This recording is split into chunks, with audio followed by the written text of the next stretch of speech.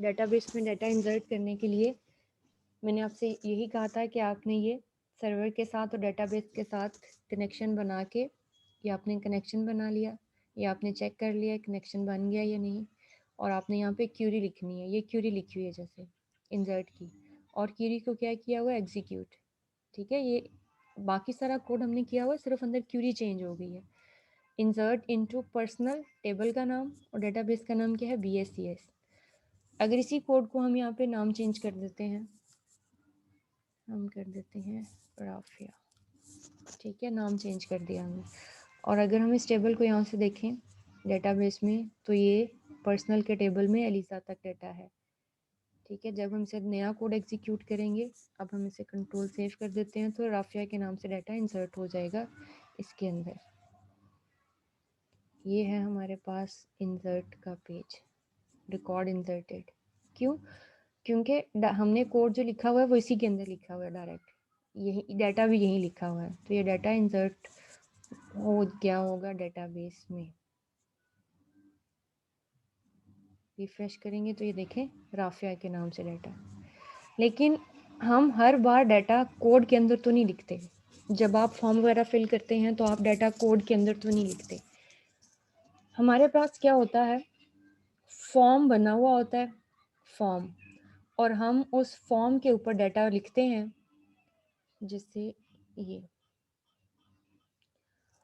जैसे ये फॉर्म बनाया है हमने। ठीक है, इस फॉर्म को अगर हम यहाँ से रन करें तो ये कौन सा कोड, ये .html। ठीक है, इसकी एक्सटेंशन भी देख लें, .html। ये इस कोड का ये जो है वो रिजल्ट है, मतलब ये है, ये वाला चला। अब कोड को अगर देखें तो ये सिंपली HTML का एक फॉर्म बना हुआ है और कुछ भी नहीं है। अब इस कोड को एक नज़र देख लेते हैं। Form method equal to post action equal to reg.php। अब reg.php पेज बना के हमने यहीं पे सेव किया हुआ है। ठीक है, ये देखें PHP का एक्शन में PHP का कोड चलेगा ये वाला, और दोनों फाइल्स एक ही में होनी चाहिए, अदरवाइज आपको यहाँ पे कंप्लीट पाथ लिखना पड़ेगा। Input type equal to text, name equal to name, यानी ये एक टेक्स्ट बॉक्स है जिसका नाम नेम ही है। ठीक है, input type equal to radio name gender, input type equal to radio name gender, मतलब इस कोड में कोई चेंज नहीं है, आप समझते हैं कोड। यहाँ पे input type equal to check box, name equal to skill. अब ये जो है ना, ये एरे दी है इसको। ठीक है, ताकि स्किल का डाटा जो है, यानी पहला चेक बॉक्स चेक करे तो पहले एरे के पहले इंडेक्स पे डाटा चला जाएगा, फिर उसी एरे के दूसरे इंडेक्स पे, फिर इसी एरे के तीसरे इंडेक्स पे। बजाय ये कि हम यहाँ पे 3 वेरिएबल्स में डाटा रखवाते हैं, क्योंकि डाटा एक जैसा था, तो हमने क्या किया है, एक एरे के अंदर स्टोर करवा दिया। ये थोड़ा सा फर्क है इसमें, ये एरे है। ठीक है, ये एक एरे है। जैसे ये वेरिएबल है ना जेंडर, ये वेरिएबल में डाटा है, हम इसमें एक एट अ टाइम एक सिलेक्शन कर सकते हैं, आपको पता है। इसमें डाटा किसके अंदर चला गया, एरे के अंदर। और यहाँ पे select name equal to country, ये कंट्री के अंदर इसमें से एक ही कंट्री सेलेक्ट होगी तो वही इस नेम के अंदर जाएगा। Input type equal to submit, submit का बटन है। ठीक है, ये अब मैंने इस यहाँ पे वैरायटी ऑफ चीज़ें ली हैं ताकि आप हर चीज़ से डाटा उठा के डेटाबेस में डालना सीखें। एक text box, radio button, check box और लिस्ट। ठीक है, ये 3 वैरायटी ऑफ चीज़ें मोस्टली यही यूज़ होते हैं। टेक्स्ट बॉक्स से स्टार यूज़ हो जाएंगे, लेकिन मेथड एक ही होगा। जैसे एक टेक्स्ट बॉक्स से डाटा उठाना है, वैसे ही दूसरे टेक्स्ट बॉक्स से डाटा उठाना है। तो ये मैंने 4 चीज़ें ली हैं कि किस तरह से हम यहाँ से नेम एंटर करेंगे और जेंडर सेलेक्ट करेंगे और स्किल सेलेक्ट करेंगे और कंट्री सेलेक्ट करेंगे। किस तरह ये डाटा यहाँ से उठा के हम सबमिट पे क्लिक करेंगे तो ये डाटा हमारा जाना कहाँ चाहिए, ये डाटा हमारा जो कि हमने यहाँ पे लिखा है, ये डाटा हमारा BSCS के डेटाबेस में फॉर्म यहाँ पे चला जाना चाहिए। देखिए यहाँ पे नाम उसका, जेंडर जो उसने सेलेक्ट की होगी, स्किल जो उसने सेलेक्ट की होंगी और कंट्री जो उसने सेलेक्ट की होगी फॉर्म के ऊपर से। ठीक है, वो फॉर्म के ऊपर से डाटा जो है वो कहाँ चला जाएगा उसका, इस जो है आपकी डेटाबेस के ऊपर। ठीक है, पहले हम क्या लिख रहे थे, डाटा इंसर्ट की क्यूरी के अंदर, उसमें हमने कहा कि हम बार बार क्यूरी के अंदर जाके चेंज करेंगे। तो यहाँ पे क्या होगा, हर यूज़र के पास ये फॉर्म होगा, जो यूज़र जैसा डाटा फिल करेगा एज इट इज़ वही डाटा डेटाबेस में चला जाएगा। ठीक है, उसके लिए हमने क्या करना है, ये मैंने आपको फॉर्म का कोड दिखाया, इसमें कुछ भी चेंज नहीं है, ये फॉर्म का कोड है। अब जैसे ही हम सबमिट बटन पे क्लिक करते हैं, तो क्या होगा, आपकी वो जावास्क्रिप्ट की सारी वैलिडेशन चलेगी, जो मैंने आपको याद है ना जावास्क्रिप्ट की वैलिडेशन सिखाई थी, फिलहाल मैंने यहाँ नहीं लिखी हुई, वो सारी वैलिडेशन ऊपर चलेगी। और उसके लास्ट पे हमने यहाँ पे लगाया था बटन इफ ट्रू, अगर ट्रू है तो सबमिट ओके ऑन सबमिट पे लगाया था ना हमने, तो वो सक्सेसफुली सबमिट हो जाएगा। यानी ये यहाँ पे ये चेक नहीं है कि अगर यूजर ने सबमिट पे क्लिक नहीं हुआ तो ये वो चेक यहाँ पे नहीं है। लेकिन जब आप कंप्लीट एक बना रहे होंगे वेबसाइट, तो उसमें आप पहले वैलिडेशंस करेंगे जावास्क्रिप्ट की, फिर आप जो है ना, फिर आपका ऑन सबमिट काम करेगा और फिर एक्शन चलेगा। ठीक है, तो यहाँ पे वो वैलिडेशंस अभी नहीं है, क्योंकि वो हम पढ़ चुके हैं। तो जैसे ही हम सबमिट पे क्लिक करेंगे, तो क्या होगा, एक्शन का पेज चलेगा। अब ये एक्शन का पेज है। ठीक, अब इसमें देखें क्या हो रहा है। इस एक्शन के पेज में सबसे पहले क्या, सर्वर के साथ और पर्टिकुलर डेटाबेस के साथ कनेक्शन बन रहा है। अगर तो कनेक्शन सक्सेसफुली एग्जीक्यूट हो जाता है तो ओके। उसके बाद क्या होगा, हमने 4 वेरिएबल्स लिए हैं पीएचपी में, एक नेम का वेरिएबल, एक जेंडर का, एक स्किल का और कंट्री का, क्योंकि 4 चीज़ें जो हैं वो हम फॉर्म से पिक कर रहे हैं, 1 2 3 4।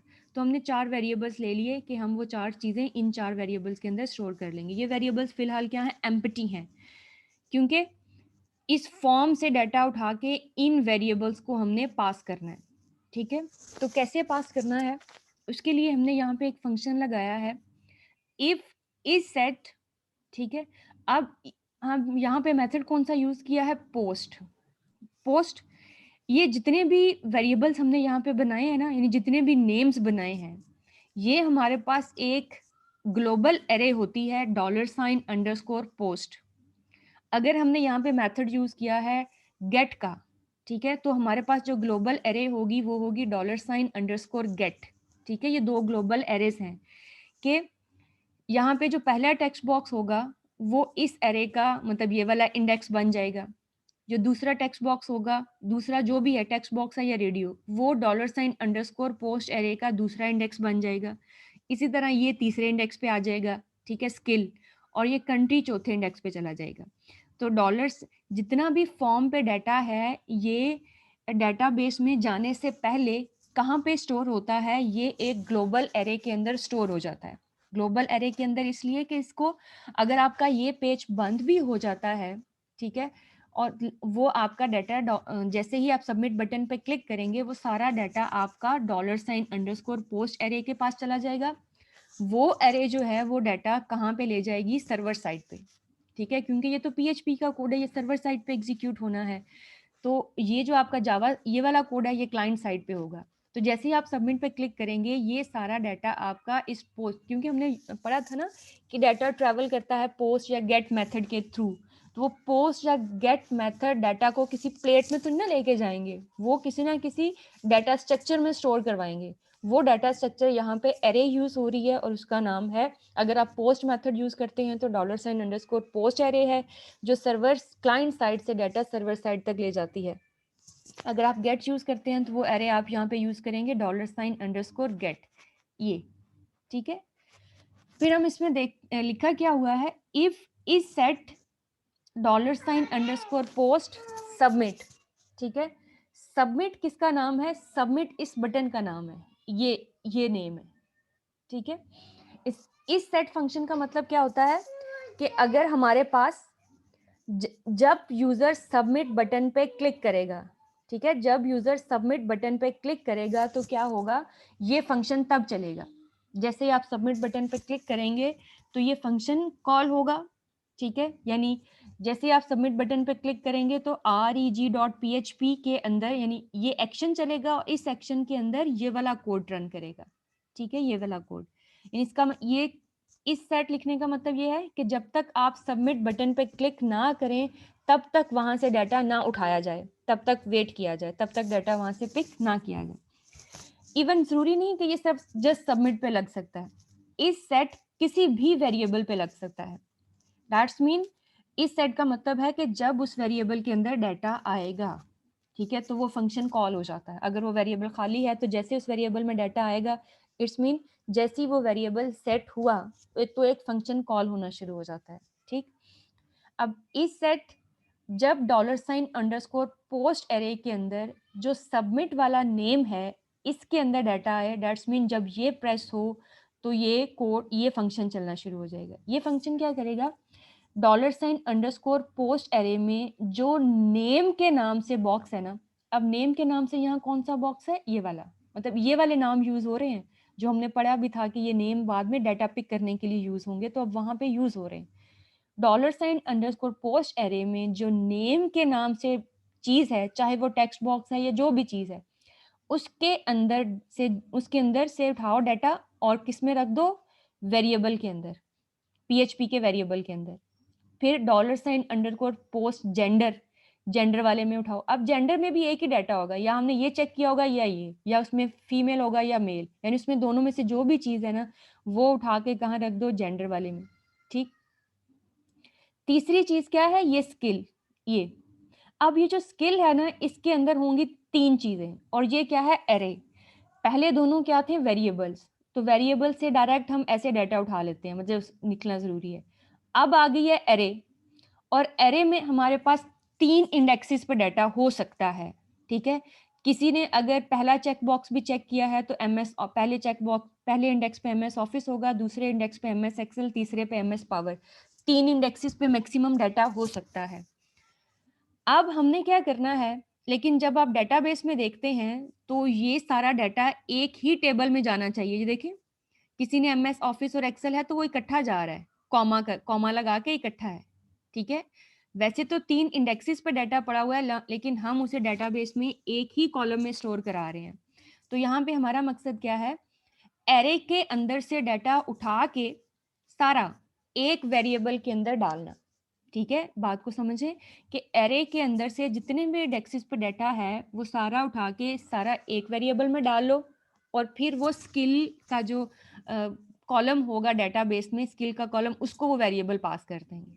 ठीक, तो अब एरे से डाटा उठा के एक वेरिएबल में डालना, उसके लिए हम यूज कर रहे हैं फंक्शन इम्प्लोड। इसका क्या काम होता है, ये फंक्शन डिफॉल्ट में क्या करता है, ये, इसको हमें दो चीजें पास करनी पड़ती हैं। एक ये पास करना पड़ता है कनेक्टर, और दूसरी एरे। ठीक है, यानी ये कहता है कि मैंने जोड़ना किस चीज से है, ग्लू जिसे बोल, जोड़ना, कि मैं पहला इंडेक्स उठाऊं, फिर अगर साथ में कोई चीज जोड़नी है तो बताओ, फिर मैं दूसरा उठाऊं, फिर कोई चीज जोड़नी है, तो वो जोड़ने के लिए हमने दे दिया इसे कॉमा। हमने कहा कि ये कॉमा जो है ना वो आपका ग्लू है, आपने पहला इंडेक्स इस अरे से उठाना है, वो वेरिएबल में रखना है, फिर कॉमा लगाना है, फिर दूसरा इंडेक्स रखना है, फिर कॉमा लगाना है, फिर तीसरा। ठीक है, इस तरह जितने भी इंडेक्सेस हैं उनका डाटा उठा के इस वेरिएबल के अंदर डालते जाओ और कॉमा से इनको जोड़ते जाओ। ठीक, इसी तरह से जब हमने वेरिएबल के अंदर से डाटा उठा के वापस एरे में डालना होता है ना, वापस एरे में, तो हम यहाँ पे यूज करते हैं एक्सप्लोड। एक्स वो क्या करता है, वो एरे, वो वेरिएबल के अंदर से डाटा डाटा तोड़ तोड़ के एरे के इंडेक्सेस पे रखता जाता है। ठीक है, उसमें भी हम यहाँ पे सेपरेटर बताते हैं कि कॉमे से पहले वाला डाटा उठा के एक इंडेक्स पे रख दो, फिर कॉमा आ गया उसके बाद वाला डाटा, फिर इस तरह कॉमा से डाटा को तोड़ो और तोड़ के अलग अलग एरे में रख दो। तो एरे से डाटा उठा के जोड़ने के लिए काम क्या करता है, इम्प्लोड, और डाटा तोड़ने के लिए, ठीक है, कौन सा काम करता है हमारे पास, वो हमारे पास काम करता है एक्सप्लोर। ठीक हो गया, तो अब इसमें जितने भी इंडेक्सेस हैं उनका डाटा उठा के हम इस एरे के अंदर रख लेंगे, इस वेरिएबल के अंदर, सारी एरे से डाटा उठा के वेरिएबल के अंदर, चाहे 2 इंडेक्सेस पे है, चाहे 3 पे है, चाहे 1 पे है, या चाहे नहीं भी है। ठीक, फिर कंट्री एक ही वेरिएबल होगा, क्योंकि कंट्री में हम एट अ टाइम एक ही चीज सेलेक्ट कर सकते हैं, ये एक ही, तो इसका डाटा एक वेरिएबल के अंदर होगा। वो डाटा उठा के वो ऐसे ही उठाया जैसे हमने ऊपर वाले दो उठाए थे, नेम और gender. Dollar sign underscore post country, country का डाटा उठा के रख दो यहाँ पे। ठीक, अब हमने क्या किया, फॉर्म में से 4 चीजें उठा के 4 वेरिएबल्स में स्टोर कर ली है। ठीक है, फॉर्म में से 4 चीजें उठा के 4 वेरिएबल्स के अंदर स्टोर कर ली है। यही काम बस था डिफिकल्ट। ठीक है, डाटा उठाना। ठीक, फिर आप यहाँ पे लिखें, फिर क्यूरी देखें, अब क्यूरी लिखी है और क्यूरी को एग्जीक्यूट कर दिया है, ये कोड हमने पहले भी किया है। अब क्यूरी कैसे लिखी है, इंसर्ट इनटू फॉर्म, टेबल का नाम है, नेम जेंडर स्किल कंट्री इस टेबल के कॉलम्स हैं, वैल्यूज, वैल्यूज अब ये वेरिएबल्स हैं, वैल्यूज क्या है, ये वेरिएबल्स, ठीक है। पहले हम डायरेक्ट जहाँ पे वैल्यूज लिख रहे थे, अब हम यहाँ पे वेरिएबल्स पास कर रहे हैं कि इन वेरिएबल्स में जो भी डाटा है ना वो, और हमने क्यूरी को एग्जीक्यूट कर दिया, ये मैंने आपको बताया हुआ है कैसे होगा, ठीक है। अब हम इस कोड को अगर रन करते हैं, मैं इसको सेव करती हूँ, इस कोड को रन करें तो नेम हम यहाँ पे लिख लेते हैं आल्फा फीमेल, और इसके पास ये तीनों स्किल्स हैं, और ये रहती है ईरान में, ठीक है। सबमिट पे क्लिक किया, रिकॉर्ड इंसर्टेड। अब हम इस डेटाबेस में जाते हैं, अब यहाँ पे नया रिकॉर्ड आना चाहिए जो हमने अभी देखे, आल्फा फीमेल, और उसके पास ये तीनों स्किल्स हैं, और ये ईरान में रहती है, ठीक है। तो अब हमने डाटा फॉर्म, अब जितना मर्जी बड़ा फॉर्म हो आपके पास, ठीक है, इसी तरह से आपने डाटा उठा के यहाँ पे, अब नया यूजर आया है ना, यूजर नया आया है, ठीक है, वो अपना नया, जैसे आप एडमिशन फॉर्म फिल करते हैं और आपका डाटा इस तरह से हमारे पास डेटाबेस में आ जाता है, ठीक है। तो ये है डाटा इंसर्ट करना डेटाबेस में थ्रू फॉर्म। सिर्फ क्या था कि यहाँ पे आपने पिक करना है डाटा, ये जैसे ही कोई सबमिट बटन पे क्लिक होगा, फॉर्म से डाटा उठा के वेरिएबल्स में डाल लेना है, और वो वेरिएबल जो है वो इंसर्ट की क्यूरी को पास कर देने हैं, ठीक है, ये इस तरह से। फिर अब दूसरी चीज, ये तो इंसर्शन होगी, डाटा सिलेक्शन। अगर हम यहाँ से डाटा उठा के स्क्रीन के ऊपर दिखाना चाहते हैं तो वो सिलेक्ट स्टेटमेंट, अब बाकी सब में तो क्या लिखते थे, क्यूरी लिखी और क्यूरी एग्जीक्यूट की, क्योंकि बाकी सारी स्टेटमेंट्स जो है, चाहे इंसर्ट हो, डिलीट हो, अपडेट हो, ये तीनों स्टेटमेंट्स ये डेटाबेस में डाटा लेके जाती हैं, लेकिन सिलेक्ट क्या करती है, डेटाबेस से डाटा उठा के हमारे पास ले आती है, वो ज़्यादा डिफिकल्ट है। वो डेटाबेस से डाटा उठाएगी और हमें देगी, और हमने वो डाटा स्क्रीन पे डालना है। पहले हम डाटा स्क्रीन पे लिख रहे थे और स्क्रीन से डेटाबेस में जा रहा था, अब वो डाटा डेटाबेस से आएगा और हमने स्क्रीन के ऊपर डालना है, हमने स्क्रीन के ऊपर डालना है, that is select statement. Select कैसे करेंगे हम,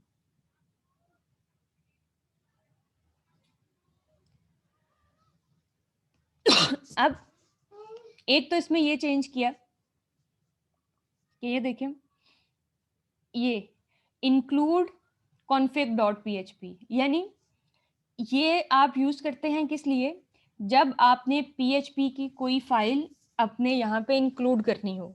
यानी मुझे क्या करना पड़ा था, सर्वर से इंटरेक्शन का कोड, यानी सर्वर से कनेक्शन का कोड बार बार लिखना पड़ा था, ठीक है। तो मैंने क्या किया, सर्वर से कनेक्शन का कोड जो है ना, ये कॉन्फ़िग वाली फाइल में लिख दिया। ये देखें, ये फाइल के अंदर सिर्फ सर्वर से कनेक्शन का कोड है। चूंकि मुझे हर पेज के ऊपर, चाहे इंसर्ट है, डिलीट का पेज है, सिलेक्ट का पेज है, मुझे हर पेज पे ये कोड लिखना पड़ा था, तो मैंने ये कोड एक अलग जगह पे लिख लिया, और हर जगह पे जो है ना, इस कोड को, इस फाइल को क्या कर लिया, इंक्लूड कर लिया। इस तरह से आप PHP की कोई सी फाइल भी जो है ना वो अपने प्रोग्राम में इंक्लूड कर सकते हैं। इंक्लूड कर ली, अब मुझे ये कोड बार बार लिखने की ज़रूरत नहीं है, और बार बार इसे मुख्तलिफ जगहों पे चेंज करने की ज़रूरत नहीं होगी। मैं एक ही जगह पे चेंज करूँगी, और ये हर जगह पे ये फाइल इंक्लूड हुई है, कोड नहीं लिखा है, ठीक है। तो आपने यहाँ पे एक नई चीज़ भी है कि आप कनेक्शन का कोड अलग लिख के उसे यहाँ पे क्या कर लें, इंक्लूड। अब हमारा डेटाबेस वही है, और टेबल कौन सा यहाँ पे पिक हुआ हुआ है, पर्सनल का टेबल, ठीक है। अब हम पर्सनल के टेबल में ज़रा चेक कर लेते हैं कि वहाँ क्या कुछ है। वहाँ पे ये चीज़ें हैं, ये हमें जो है स्क्रीन के ऊपर लेके आनी है।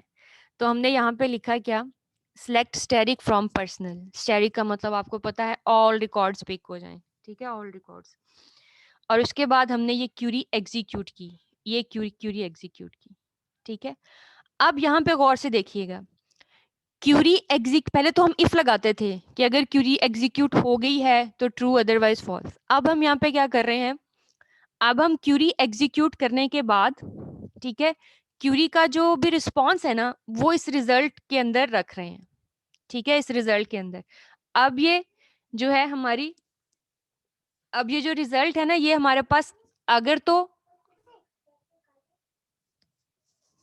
1 मिनट वेट कीजिएगा। तो अब हम, हमारे यहाँ पे क्यूरी एग्जीक्यूट करने के बाद हमने एक वेरिएबल में रिजल्ट स्टोर कर लिया, अब ये वेरिएबल नहीं होगा, ये 2 डायमेंशन अरे होगी, 2 डायमेंशन अरे बनेगी। अब देखें कैसे, इसमें इस तरह से भी डाटा है। अगर तो हमने एक रो पिक की होती ना कि select static from where name equal to Aliza, तो क्या होता कि हमारे पास एक एक एक रो आती, तो वो हमारे पास क्या होता डाटा, वो हमारे पास एक एसोसिएटिव एरे हो जाती। एसोसिएटिव एरे, एसोसिएटिव एरे इस तरह से कह रही हूँ कि जो एरे का इंडेक्स है ना, वो नेम, मतलब ये नेम जो है ना वो एरे का इंडेक्स होता और एलिजा उसके अंदर वैल्यू। एरे का दूसरा इंडेक्स का नाम होता रोल नंबर और 3 उसकी वैल्यू। तीसरे इंडेक्स का नाम क्लास और ये BSCS ईमेल, इस तरह। और अगर हमने ऑल डाटा पिक किया है तो दैट्स मीन कि ये एक 2 डायमेंशनल एरे बन जाएगी, यानी इसमें रोज भी हैं और कॉलम्स भी हैं, मतलब ऐसे भी मल्टीपल डाटा है और इस तरह से भी डाटा है। ठीक, तो ये यहाँ पे हमारे पास क्या बन जाएगा, ये एक 2 डायमेंशन अरे। ठीक है, बाय डिफॉल्ट में जिस तरह का डाटा आएगा ये वैसे ही वेरिएबल बिहेव करना शुरू हो जाएगा। चाहे एसोसिएटिव एरे आती है सिंगल के साथ तो वही वो बन जाएगी, 2 डायमेंशन आता है तो ये मल्टीपल बन जाए। ठीक, अब फिर हमने क्या किया, हमने चेक करना है कि क्या कोई डाटा भी आया है या नहीं। यानी ऐसा तो नहीं कि हमने यहाँ पे लिखा हुआ था कि जिसका रोल नंबर हो 67 वो डाटा, तो उस सूरत में तो हमारे पास कोई डाटा ही नहीं होगा ना, तो स्क्रीन के ऊपर कुछ प्रिंटिंग नहीं होगी। तो हमने चेक किया इफ रिजल्ट नम रोज क्या है, ये इसकी प्रॉपर्टी है एक ये जो नंबर ऑफ रोज काउंट करते हैं कि डेटाबेस से कितनी आई हैं क्यूरी एग्जीक्यूट होने के बाद, अगर वो ग्रेटर देन 0 है, इसका मतलब है अगर वो 1 भी है तो दैट्स मीन के डाटा आया है। ठीक है, लेकिन अगर वो 0 है तो यहाँ पे एल्स क्या लिखा हमने, नो रिकॉर्ड, कि कोई रिकॉर्ड आया ही नहीं है। ठीक है, और अगर वो 0 से ग्रेटर है तो दैट्स मीन हमारे पास रिकॉर्ड आया है। ठीक, अब वो रिकॉर्ड को हम डायरेक्ट भी डिस्प्ले करवा सकते हैं और एक टेबल के अंदर भी डिस्प्ले करवा सकते हैं। डायरेक्ट डिस्प्ले करवाएंगे तो हमें कुछ नहीं पता होगा, मतलब वो ऐसे ही आ जाएगा ये इतना ये, और मिक्स होगा सारा और हमें कुछ नहीं पता होगा इसमें नाम कौन से हैं, इसमें रोल नंबर कौन से हैं, क्लास कौन सी है, इस तरह से। तो हम एक टेबल के अंदर डाटा डिस्प्ले करवा रहे हैं। हमने लगाया इको टेबल बनाने के लिए, और HTML के टैग सारे वर्क करते हैं PHP में लेकिन डबल कोट्स के अंदर, तो इको हमने लगाया। टेबल बॉर्डर इक्वल टू 1, एक टेबल रो बनाई, TH नेम यानी table heading, roll number, class, email, ये हमारे पेज पे आ जाएगी एक रो, यानी टेबल हेडिंग बन जाएगी। ठीक, फिर हमने इसके अंदर डाटा डालना है। डाटा कैसे हमने उठाना है, ये जो रिजल्ट है इसके अंदर तो सारा डाटा पड़ा होगा, यानी ये सारा डाटा ये वाला हमने क्या करना है, पहले एक रो उठा के स्क्रीन पर डिस्प्ले करवानी है, फिर दूसरी, फिर तीसरी, फिर चौथी, 1 बाय 1। ठीक है, 1 बाय 1 हम डिस्प्ले करवा रहे हैं। उसके लिए हमने क्या किया, ये जो रिजल्ट है इसके अंदर ऑल रिकॉर्ड्स पड़ा हुआ है डाटा, इन सारा जो डाटाबेस से आया है, हमने इसका फंक्शन यूज किया फेच एसोसिएट। फेच एसोसिएट का मतलब है कि इसमें जो ऑल रिकॉर्ड्स पड़े हैं ना, उसमें से पहला रिकॉर्ड एक्सेस करो। और कैसे एक्सेस करो, यानी पहली एसोसिएटिव एरे निकाल लो एज अ एसोसिएटिव एरे। ठीक है, तो ये फेच एसोसिएट फंक्शन इसका कॉल किया, ये हमें क्या करेगा, ऑल रिकॉर्ड्स में से ये पहला रिकॉर्ड दे देगा आपको, पहला जस्ट। ठीक है, तो इसमें पहला रिकॉर्ड हमारे पास इसमें आ गया। अब ये हमारे पास एक एसोसिएटिव एरे, यानी 2 डायमेंशन एरे के अंदर से हमने एक पहली एसोसिएटिव एरे निकाल के अलग कर ली। किसमें रख कर ली, $साइन रो के अंदर। आप ऐसा समझ लें कि पूरे टेबल में से एक रो निकाल ली है। फिर हमने क्या किया, वो उस पहली रो को स्क्रीन के ऊपर डिस्प्ले कर देना है, और हमने यहाँ पे लूप लगाया वाइल। इसका मतलब है जब तक रो फैच होती जाएंगी तब तक ये चलता रहेगा। ठीक है, जब तक रो फैच होती जाएगी, जैसे ही रो फैच होना बंद हो जाएगी, यानी अब हमें मजीद रो नहीं मिलेगी, तो ये लूप क्या कर जाएगा, ब्रेक कर जाएगा। अब हमने ऊपर तो एक हेडिंग बना ली, टेबल हेड। ठीक है, यानी और अब हमने एक नई रो बनाई, इको TR नई रो, उसका एक कॉलम। ठीक है, उस कॉलम के अंदर क्या हमने लिखा है, अब डॉट ऑपरेटर फॉर कंकेटिनेशन, $साइन रो ये इसका नाम, और नेम जो है ना ये आपके कॉलम का नाम है। ठीक है, और ये एसोसिएटिव एरे का क्या होगा,